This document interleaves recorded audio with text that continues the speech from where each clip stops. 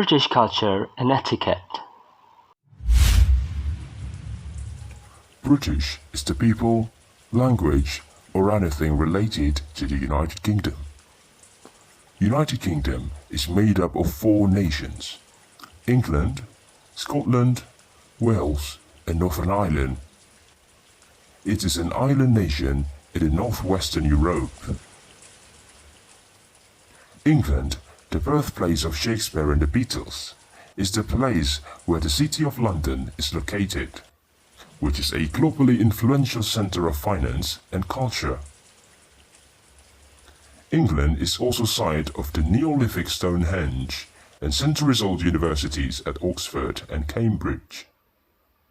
But besides those iconic things, British is also known for its culture and etiquette. The following are some of the culture and etiquette that you can find in the United Kingdom. The first one is queuing.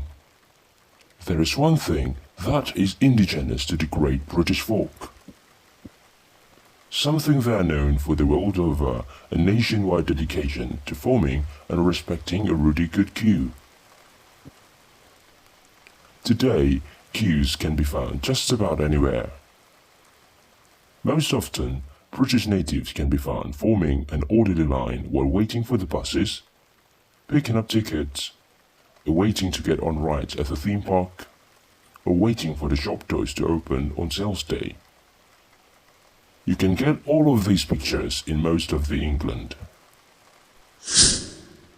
The British people are even known to carry supplies and special equipment to help them survive in a queue if they are anticipating a long wait, like camping chairs, extra clothing, snacks, umbrellas, and rain ponchos, or even tents in some circumstances to make sure they keep their place in a queue.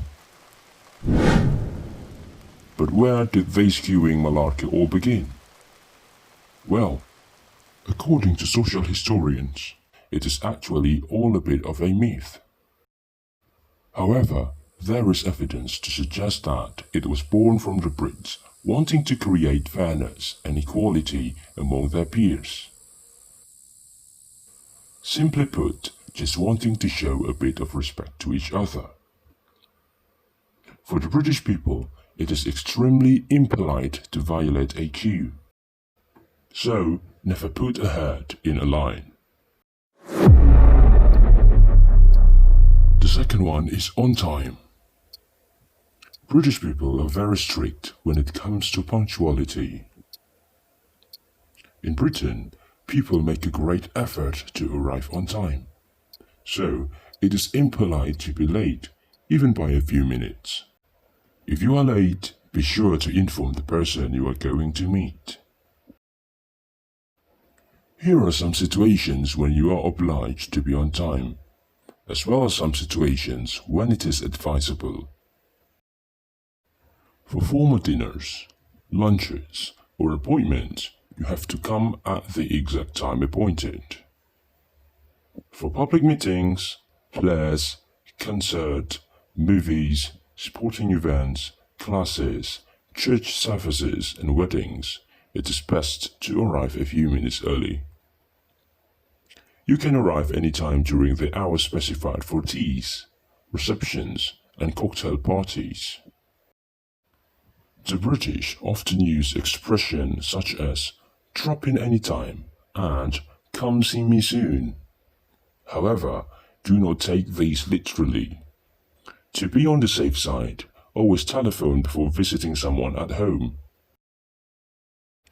If you receive a written invitation to an event that says RSVP, you should respond to the sender as soon as possible, whether you are going to attend it or not.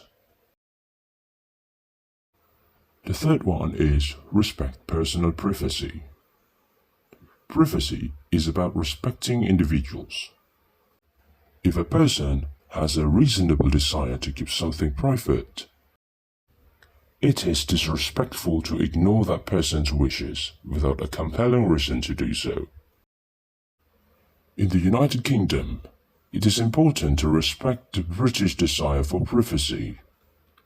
Do not ever ask personal questions if you have just met someone you have not known before.